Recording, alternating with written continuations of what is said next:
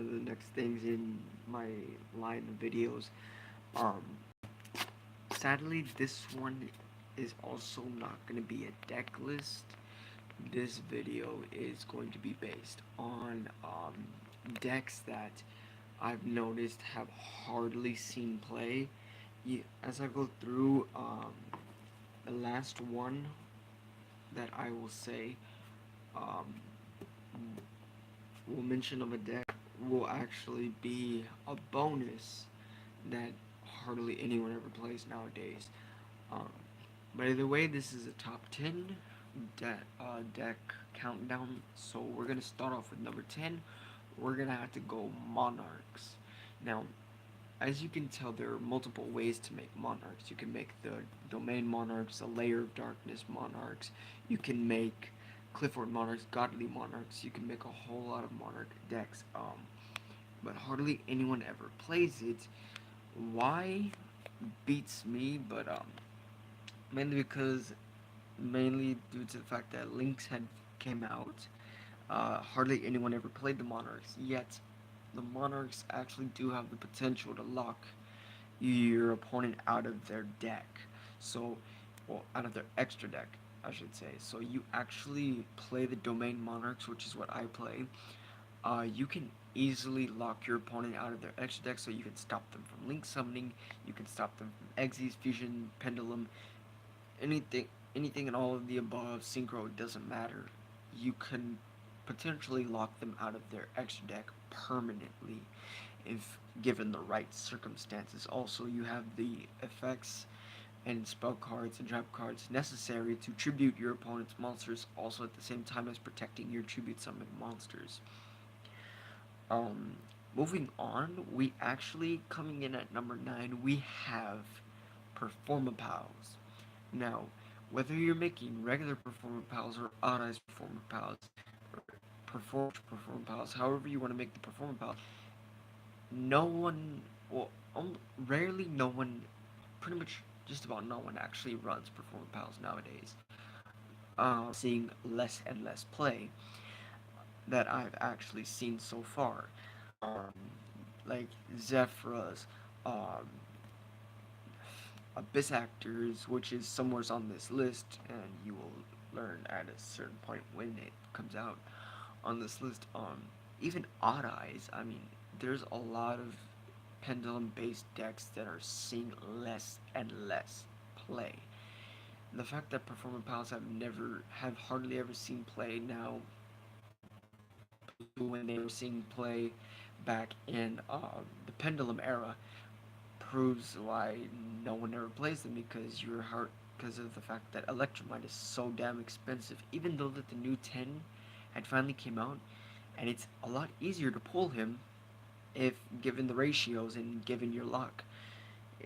It's still going to be hard to get him, and even then he's still like, what, a $20 card? Yeah, and that's mainly the only Link card that's actually good enough for Pendulum based decks. Um, and here everyone thought that Pendulum decks were boned when Links came out. Moving on, at number 8, we have Blackluster Soldiers. Now, the way that people used to play Blackluster Soldiers was extremely good, but now hardly anyone ever plays them, and only... sorry, I always try to pop my wrist. Um, Given the fact that some people have actually found a way to to um, incorporate an extra deck to the Blackluster Soldiers, the deck has seen pretty much little to no play whatsoever. Um, it's still a good deck. I mean, you have all the necessary cards to potentially overthrow your opponent in every strategy that they throw out. It's still hard to use and hard to utilate now that the fact that everyone's going after Links and hardly anyone's gonna have any Blackluster Soldier cards in their binders, which which is one of the main reasons why you won't really be seeing any plays of Blackluster Soldiers. Cliff Forts, on the other hand, are seeing a little bit of play. They given the fact that they finally got their Link monster, which is a generic monster for all machine type decks. Um, Also, the fact that their main boss actually came up at 2 is is really really good, but still they're seeing a little bit of play. I used to run the deck myself, trying to run the Demise version, which is an extremely good version. Um, it's extremely hard to come across the deck now, um, mainly because hardly anyone runs Clifford's, and no one's really gonna have Clifford's in their binders. You're gonna notice that in pretty much every one of these, in pretty much this entire list, practically no one has any of the cards for these decks in their binders whatsoever. Um, and for those who are watching, thank you for actually watching this. It actually means a lot to me. Yeah, shout out to my friend Rita for being the first subscriber to my channel. Um, Without her, I wouldn't have gotten all 8 subscribers. Um, Moving on, we have coming in at number 6. We have Odd Eyes Magicians.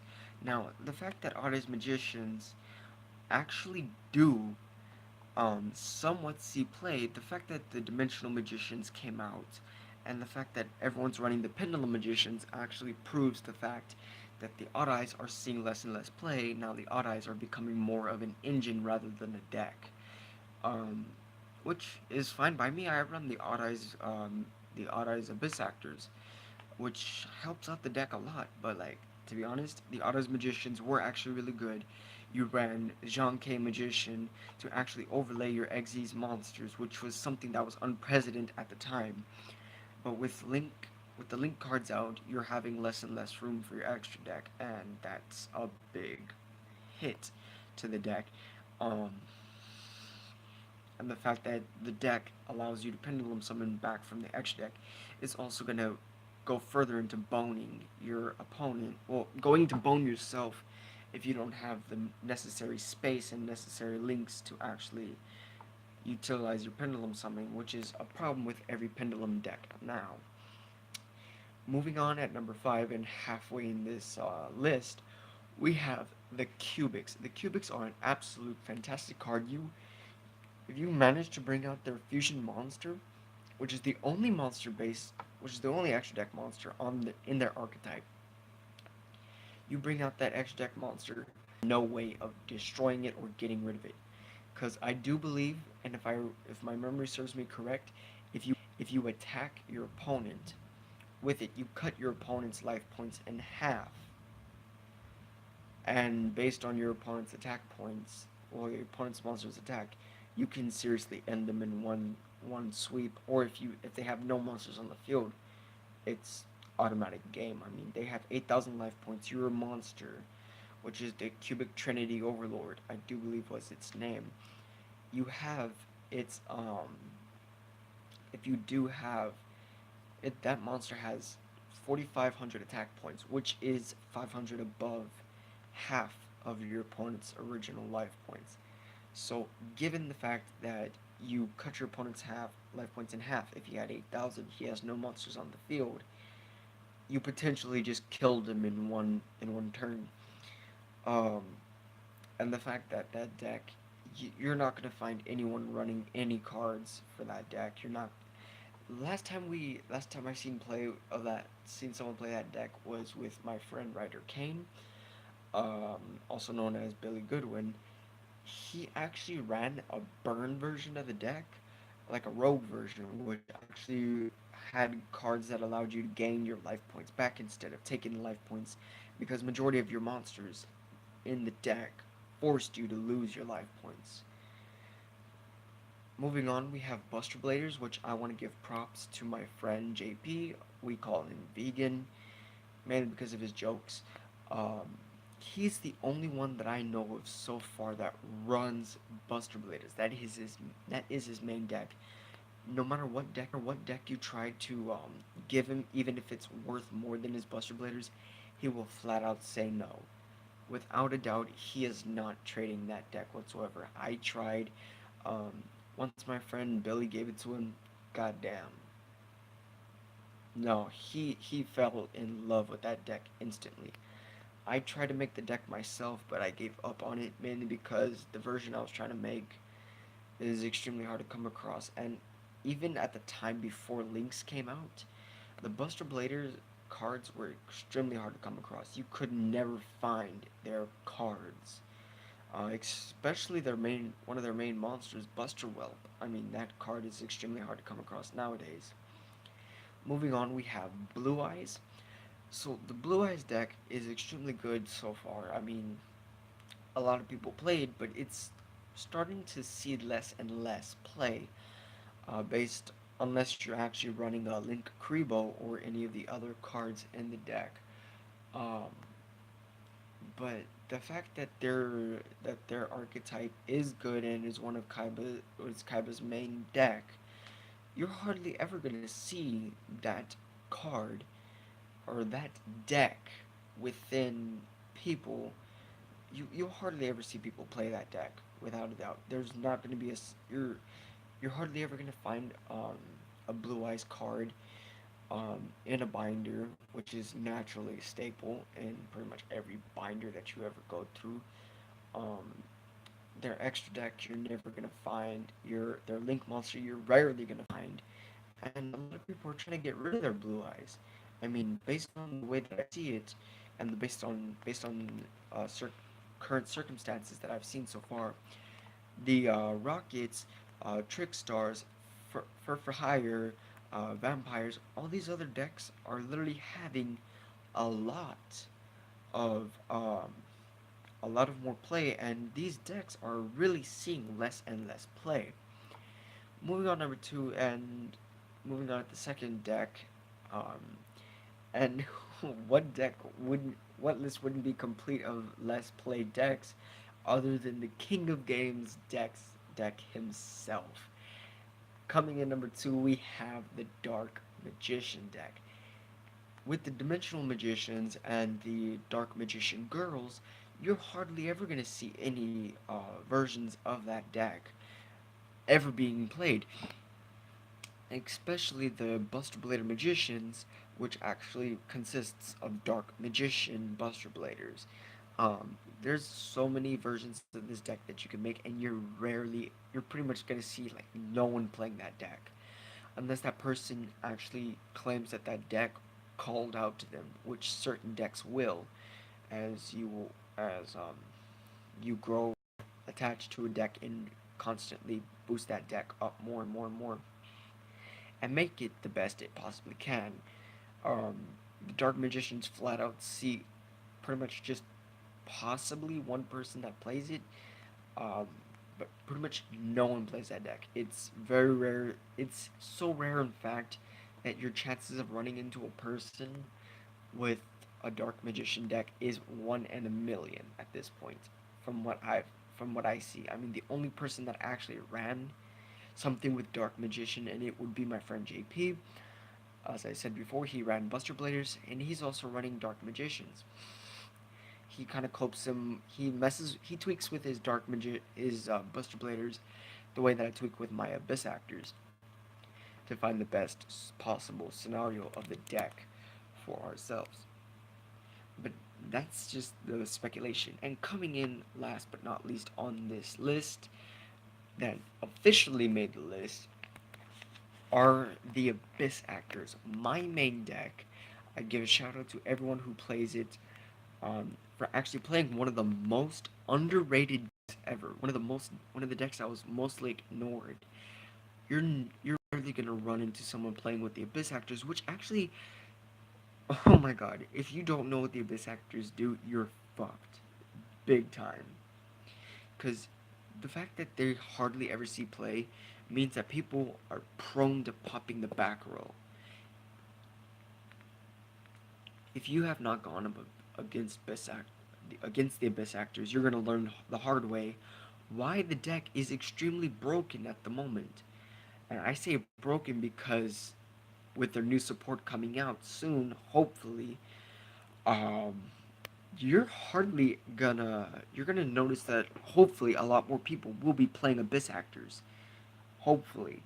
and then you will start wondering. Then like people will be alerted on the dangers of going up against the Abyss Actors, which is the main reason why I go with the Abyss Actors. That deck had called out to me the first time I saw my friend Ryder Kane play it. I mean, honestly, I loved the deck. I was so I was so intrigued with the way the deck was running. I was constantly trying to make the deck. Finally, my senior year of high school, I managed to raise at least 15 to $16. Asked a friend of mine to order the deck for me on eBay, which you can easily go look for the core that came out in Dark Illusions, and you get pretty much everything you need. The only exceptions are you will not be getting um, Abyss Script, Abyss Statement. You won't be getting uh, Curtain Racer, and you won't be getting Trendy Understudy. Those you will just have to get on your own. But everything else is pretty much three of, which I paid $15 for. Um, it was originally like $13, so I ended up like having $2 extra. My friend asked me, "Well, what do you want me to do with the extra two?" So I told him, "Go ahead and get me." And I sent him the links to these decks, to these cards, and I actually found a playset of Curtain Raiser and a playset of Abyss Stainment under under $1. So it was technically 99 cents for both. And I was like, oh hey, just get 2 cents left over. Well, that's what I did. I got majority of the deck. I got a lot of pretty much all of the extra deck cards from my friends. The Odd Eyes engine from my friend Ruben. Shout out to Ruben. Pretty much you and Bill are the main reasons why I'm actually in the game, along with my friend Elijah, and he's like Elijah brother to me. So remember, I'm giving you a shout out in this video. Um, sidetrack here. I'm sorry, but yeah, the Abyss Actors are extremely good, and they're one of the main decks that you will hardly ever see play of, which I find extremely exhausting when people I it's extremely fun when people are going up against you and don't even know the power of your deck. And then of course an honorable mention of this deck, which this other deck that I'm going to mention is extremely good, and little to no one plays this deck. And of course, if you haven't already guessed it, I am talking about the Phantasma Spirals. Phantasm Spirals. That deck is so outrageously good that it has cards that literally bounce your opponent's monster back to your hand after cards that will make your opponent shuffle his hand right back into his deck. Literally, in the hands of my friend Ruben, I handed it to me. What? Yeah. But the extra deck, I didn't run an extra deck because the extra deck was pretty much tokens.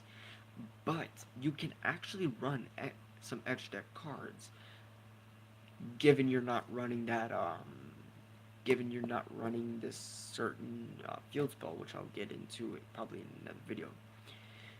Either way, that is pretty much all for this video. I would like to thank each and every one of you who've actually commented or actually watched this video. If you haven't already done so, and if you actually loved the contents of this video, please leave a like leave a like for this video. It truly means a lot to me.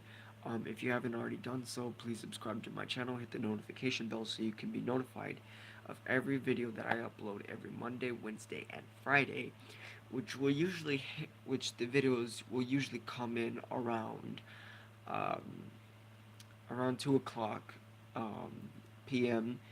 I do believe it's Central Time.